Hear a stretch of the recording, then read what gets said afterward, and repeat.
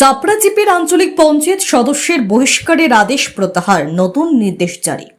বদরপুর চাপড়া জিপির আঞ্চলিক পঞ্চায়েত সদস্য তৌফিক উদ্দিন আহমদকে করিমগঞ্জ জেলা কংগ্রেসের সভাপতি তাপস পুরকায়স্থ কোনো প্রমাণবিহীন ছাড়া কংগ্রেস দল থেকে 6 বছরের জন্য বহিষ্কার করেন।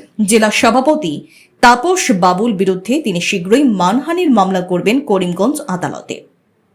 অসম প্রদেশ কংগ্রেস কমিটি এপিসিসি সভাপতি গৌরব গগৈর নির্দেশে এপিসিসি সাধারণ সাংগঠনিক সম্পাদক রামান্না বড়ুয়ার স্বাক্ষরিত এক নির্দেশনায় বহিষ্কারের আদেশ প্রত্যাহার করে পুনরায় তাকে দলে বহাল রাখা হয়েছে।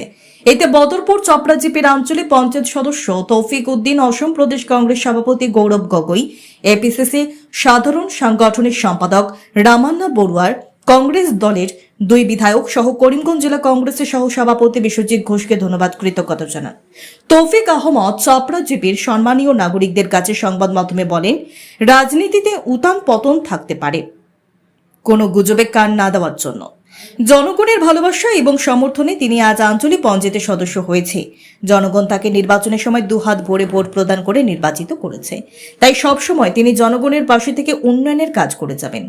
তৌফিক বিশেষ করে কোনো ব্যক্তি বিরোধী হতে পারেন, কিন্তু কংগ্রেস দল বিরোধী নয়, কংগ্রেস দলের আদর্শে তিনি বিশ্বাসী।